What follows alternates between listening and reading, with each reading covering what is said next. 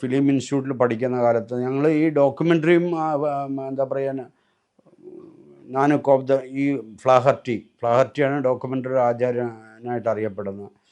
പിന്നെ ഗ്രിയേസൺ, ഇങ്ങനെ ഒരുപാട് ബ്രിട്ടീഷ് ഡോക്യുമെൻ്ററി മേക്കറാണ്. ഇങ്ങനെ പഴയ കാലത്ത് തുടക്കകാലത്ത് ഉള്ള ഡോക്യുമെൻ്ററീസിൻ്റെ കാലത്ത് വന്ന പല ഡോക്യുമെൻ്ററീസ് നമ്മൾ കണ്ടിട്ടുണ്ട്. അപ്പോൾ എനിക്ക് ഈ ഗവൺമെൻറ് ഡോക്യുമെൻ്ററി ചെയ്യുന്നതിൽ സത്യം പറഞ്ഞാൽ അതിൻ്റെ ഒരു ഉപജീവനത്തിന് വേണ്ടി ഞാൻ ചെയ്തത് തന്നെയാണ്. കാരണം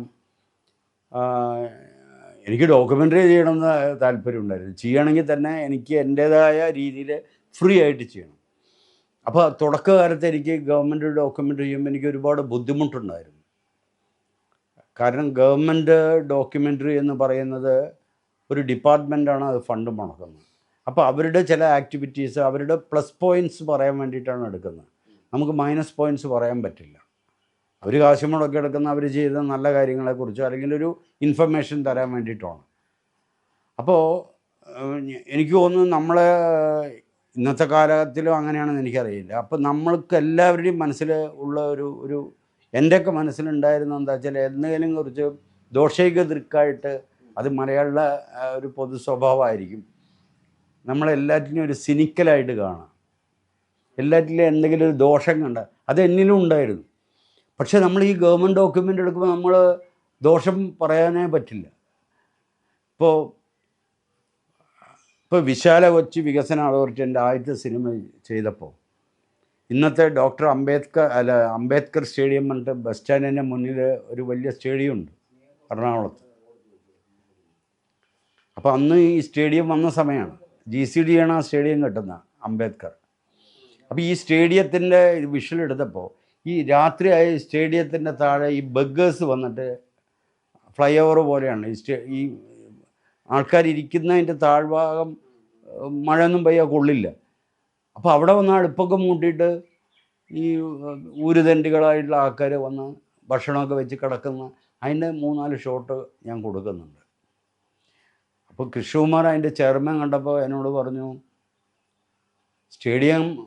അവർക്ക് കാണിക്കേണ്ട GCD കിട്ടിയ സ്റ്റേഡിയം വെളിയിൽ കാണിക്കുമ്പോൾ അതിൻ്റെ അടി കിടക്കുന്ന ഇവരെ കുറച്ച് പേരെ ഞാൻ കാണിച്ചു, 3-4 ഷോട്ട്സ്. ഇതെന്തിനാണ് കാണിക്കുന്നത്?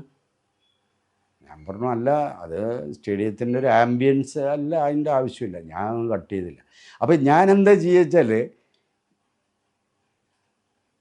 ഈ പോസിറ്റീവ് കാര്യം പറയുമ്പോൾ എനിക്ക് കാണിക്കാവുന്ന ഈ നെഗറ്റീവായിട്ടുള്ള കാര്യമുണ്ടല്ലോ, അത് എവിടെയെങ്കിലും ഒന്ന് കയറ്റി വിടും. അത് കമൻറ്ററൊന്നും കൊടുക്കാൻ പറ്റില്ല. പുള്ളി എടുത്ത് മാറ്റിക്കോളാം, അതൊന്നും വേണ്ടാവുന്ന ആവശ്യമില്ല എന്ന് പറഞ്ഞു. ഞാനത് മാറ്റിയൊന്നുമില്ല. 4-5 ഷോട്ടിന് 2 ഷോട്ട് എടുത്ത് മാറ്റി 2 ഷോട്ട് വെച്ചു.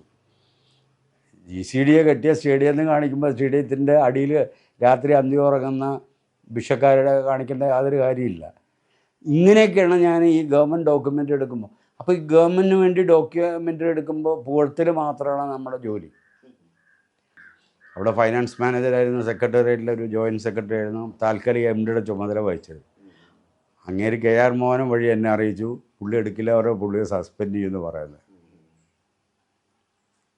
അപ്പോൾ ഞാൻ I was forced to make it. And ആ ഫിലിം എനിക്ക് നാഷണൽ അവാർഡും വാങ്ങിച്ചു തന്നു, ബെസ്റ്റ് എഡ്യൂക്കേഷൻ. ഞാൻ ശടിച്ച് സസ്പെൻഡ് ചെയ്താലും കുഴപ്പമില്ല, ഞാൻ പുറത്തു പോകാമെന്നൊക്കെ പറഞ്ഞു. മോനേട്ടൻ എന്നോട് പറഞ്ഞു, ഗോപി അങ്ങനെയൊന്നും വാശി പിടിക്കരുത്, നമ്മുടെ ഉപജീവനമല്ലേ, യു ഡൂ ഇറ്റ് എന്ന് പറഞ്ഞു. അങ്ങനെ നമ്മളെടുത്തു. അതാണ് പറയുന്നത്, ചില കാര്യങ്ങളിൽ അത് എനിക്ക് അന്ന് 4 അവാർഡേ ഉള്ളൂ, ഇന്ന് 11 അവാർഡുണ്ട് documentary short film national award.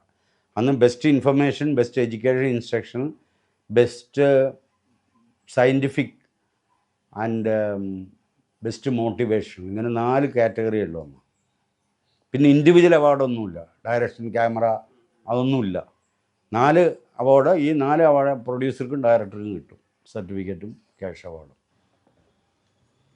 പക്ഷേ ഞാൻ 83-ലെടുത്ത KSFDCക്ക് എടുത്ത ഡോക്യുമെൻ്ററിയാണ് മലയാളത്തിലെ ആദ്യത്തെ ഡോക്യുമെൻ്ററിക്ക് നാഷണൽ അവാർഡ് കിട്ടുന്നത്. ഫിലിം ഇൻസ്റ്റിറ്റ്യൂട്ടിൽ ഞാൻ ഡോക്യുമെൻ്ററി എടുത്തിട്ടില്ല. സ്ക്രിപ്റ്റ് എഴുതിയിട്ടുണ്ട്. പാരനോയിയ, ഒരു മനഃശാസ്ത്ര സബ്ജക്റ്റ്, പാരനോയിയ, സ്കിസോഫ്രീനിയ എന്നുള്ള രോഗമുണ്ടല്ലോ. സ്ക്രിപ്റ്റ് കൊടുത്താൽ മതി, അതായിരുന്നു എൻ്റെ സബ്ജക്റ്റായിട്ട് ഞാൻ സ്ക്രിപ്റ്റായിട്ട് കൊടുത്തിരുന്നത്.